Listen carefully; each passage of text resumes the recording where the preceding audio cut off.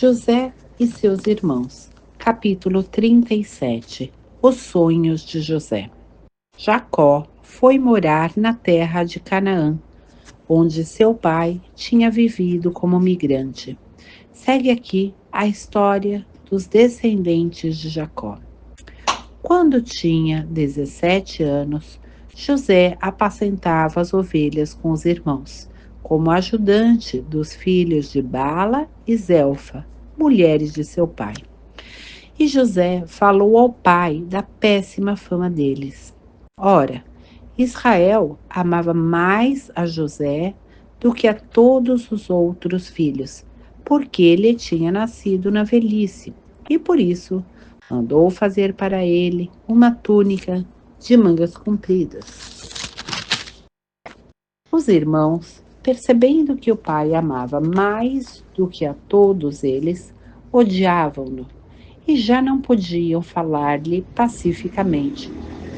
Ora, José teve um sonho e contou-o aos irmãos, que ficaram odiando ainda mais. Disse-lhe ele: Escutai o sonho que tive.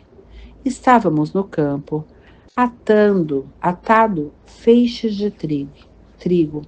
De repente, o meu feixe se levantou e ficou de pé, enquanto os vossos o cercaram e se prostraram diante do meu. Os irmãos lhe disseram: Será que irás mesmo reinar sobre nós e dominar-nos? E odiavam-no ainda mais por causa de seus sonhos e de suas palavras. José teve ainda outro sonho que contou aos irmãos. Tive outro sonho, disse, e vi que o sol, a lua e 11 estrelas se inclinavam diante de mim. Quando contou o sonho ao pai e aos irmãos, o pai o repreendeu, dizendo: Que sonho é este que sonhaste? Acaso vamos nos prostrar por terra diante de ti, eu, tua mãe e teus irmãos? Os irmãos o invejavam, mas o pai guardou o assunto. José, vendido pelos irmãos. Ora, como os irmãos de José tinham ido apacentar os rebanhos do pai em Siquém, Israel disse a José: Teus irmãos devem estar com os rebanhos em Siquém. Vem, vou enviar-te a eles. Ele respondeu-lhe: Aqui estou, disse-lhe Israel. Vai ver se teus irmãos e os rebanhos estão passando bem e traze-me notícias. Assim o enviou do vale de Hebrom e José chegou a Siquém.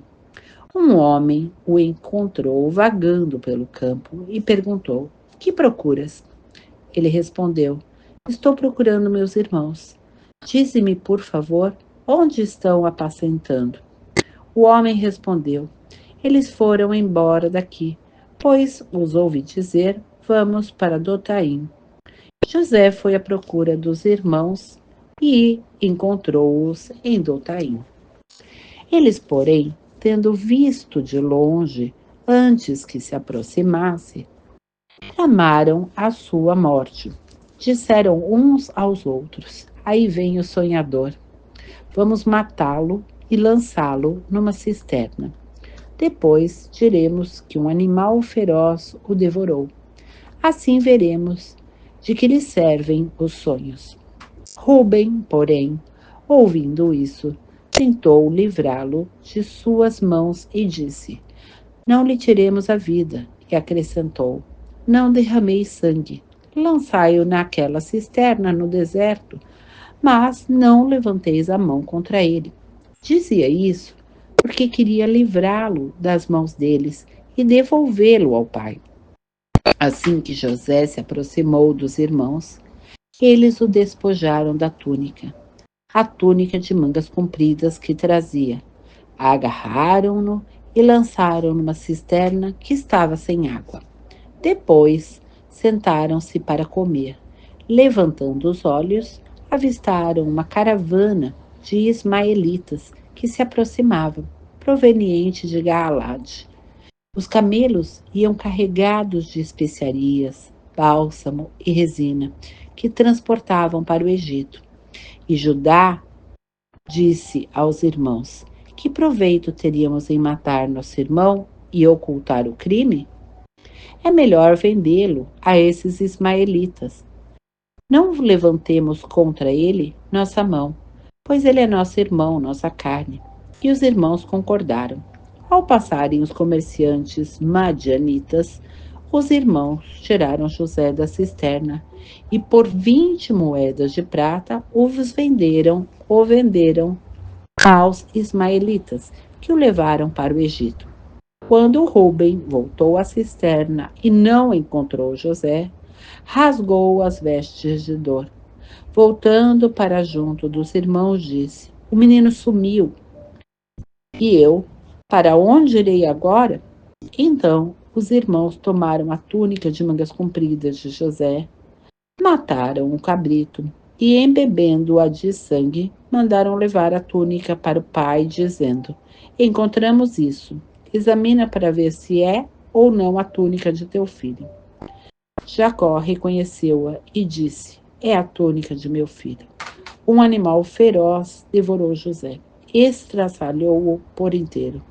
Jacó rasgou as vestes de dor, vestiu-se do luto e chorou a morte do filho por muitos dias. Todos os filhos e filhas vinham consolá-lo, mas ele se recusava a qualquer consolo, dizendo, em prantos: descerei até meu filho no reino dos mortos. Assim o chorava o pai. Entretanto, os madianitas venderam José no Egito a Potifar, ministro do faraó e chefe da guarda. Capítulo 38. Tamar, mais honesta do que Judá. Por esse tempo, Judá desceu da montanha e, afastando-se dos irmãos, foi parar junto a um homem de Odolã, de nome Ira. Ao ver ali a filha de um cananeu chamado Sué, casou-se e viveu com ela. Ela concebeu e deu à luz um filho, a quem chamou Concebeu de novo e deu à luz outro filho, a quem chamou Onã.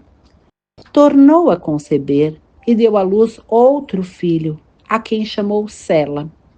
Quando lhe nasceu este último, achava-se em Casibe.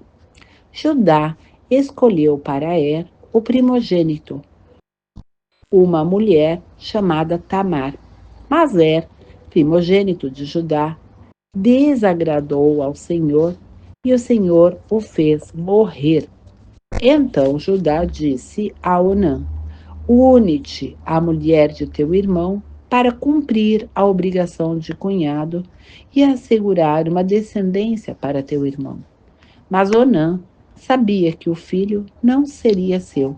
Por isso, quando se juntava com a mulher do irmão, derramava o sêmen na terra, para não dar descendência ao irmão. O proceder de Onã desagradou ao Senhor, que o fez morrer também. Judá disse então à sua nora Tamar: fica como viúva em casa de teu pai, até que meu filho, Sela, se torne adulto. Dizia isso pensando: não vá também ele morrer como os irmãos. E assim, Tamar foi morar na casa do pai. Tempos depois, morreu a filha de Sué, mulher de Judá. Passado o luto, Judá subiu com o amigo Ira de Odolã para Tosquia de ovelhas em Tamna. Comunicaram-no a Tamar, dizendo-lhe: olha, teu sogro foi a Tamna para tosquiar as ovelhas. Ela trocou suas vestes de viúva e cobriu-se com o véu, e assim, disfarçada, sentou-se à entrada de Enaim, no caminho de Tamna, pois percebeu que Sela, apesar de já adulto, não lhe tinha sido dado por marido. Judá a viu e a tomou por uma prostituta, pois estava com o rosto coberto. Dirigiu-se até ela e disse-lhe: deixa-me ir contigo, pois não percebeu que era a nora. Ela perguntou: me darás para te ungir, que me darás para te unir comigo? Ele respondeu: vou mandar-te um cabrito do rebanho. E ela lhe disse: só se me deres alguma coisa como garantia de que o mandarás. Que garantia queres que te dê? Perguntou ele. Ela respondeu: o teu sinete, o cordão e o bastão que trazes na mão. Ele os deu e uniu-se com ela, que ficou grávida. Depois, ela se levantou e foi embora. Tirou o véu e retornou às vestes de viúva. Mais tarde, Judá mandou o cabrito por intermédio do amigo, o Odalamita, para que retirasse a garantia das mãos da mulher. Mas ele não a encontrou. Perguntou aos homens do lugar: onde está a prostituta que ficava esperando à beira do caminho em Enaim? Mas eles responderam: nunca houve prostituta neste lugar. Ira voltou e disse a Judá: não a encontrei. E os homens do lugar me disseram que ali nunca houve prostituta alguma. Judá respondeu: pois que fique por isso, para não cairmos no ridículo, eu mandando o cabrito prometido e tu não encontrando a prostituta. Passados uns 3 meses, comunicaram a Judá: tua nora Tamar prostituiu-se e, em consequência, está grávida. Judá respondeu: trazei-a para fora para que seja queimada. Quando a levaram para fora, Tamar mandou dizer ao sogro: o homem a quem pertencem essas coisas deixou-me grávida. Verifica de quem são o sinete, o cordão e o bastão. Judá os reconheceu e disse: ela foi mais honesta do que eu. É que não lhe dei meu filho, Sela, para marido, e não tornou a conhecê-la. Quando chegou a hora do parto, viram que ela teria gêmeos. Durante o parto, um deles pôs uma das mãos para fora, e a parteira pegou e atou um fio vermelho, dizendo: este foi o primeiro a sair. Mas ele reconheceu a mão e saiu o irmão. Ele recolheu a mão e saiu o irmão. Que brecha abriste para ti, disse ela, e lhe deu o nome de Farés. Depois saiu o irmão com o fio atado à mão, e ela o chamou Zara. Capítulo 39. A mulher de Putifar. José foi levado para o Egito. Putifar, um egípcio, ministro do faraó e chefe da guarda do palácio, comprou-o dos ismaelitas que o tinham levado para lá. Mas o Senhor estava com José, e ele se tornou um homem bem-sucedido, morando na casa de seu senhor egípcio. O patrão notou que o Senhor estava com ele e fazia prosperar tudo o que empreendia. José conquistou as boas graças do patrão e ficou a seu serviço. O patrão o nomeou administrador de sua casa, confiando-lhe todos os seus bens. E a partir deste momento, o Senhor abençoou, em atenção a José, a casa do egípcio e derramou sua bênção sobre tudo que possuía em casa e no campo. O patrão entregou tudo nas mãos de José e não se preocupava com coisa alguma, a não ser com o que comia. Ora, José tinha um belo porte e era bonito de rosto. Aconteceu, pois, que a mulher de seu patrão pôs nele os olhos e lhe disse: dorme comigo. Ele recusou, dizendo à mulher de seu patrão: em verdade, meu senhor, não me pede contas do que há na casa, confiando-me todos os bens. Ele próprio não é mais importante do que eu nesta casa. Nada me proibiu, senão a ti, por seres sua mulher. Como poderia eu fazer tamanha maldade, pecando contra Deus? E embora ela insistisse diariamente com José, ele se recusou a dormir ou ficar com ela.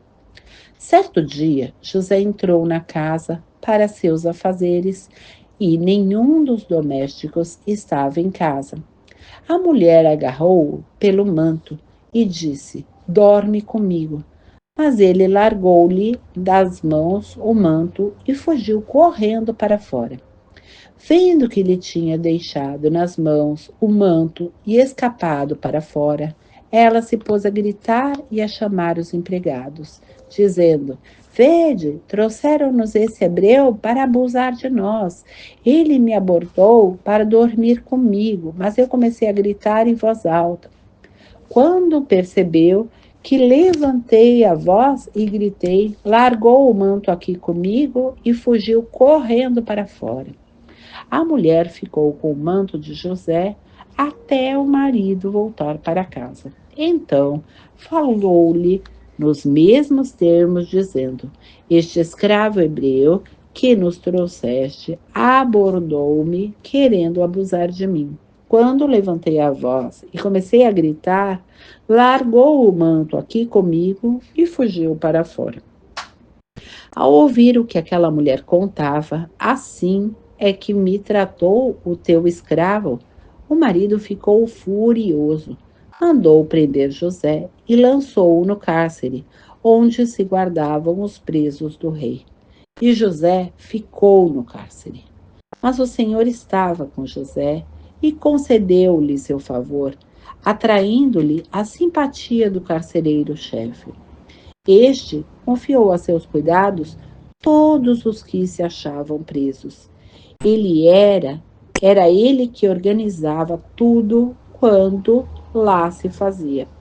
O carcereiro-chefe não se preocupava com coisa alguma que lhe fora confiada, porque o Senhor estava com José e fazia prosperar tudo o que fazia.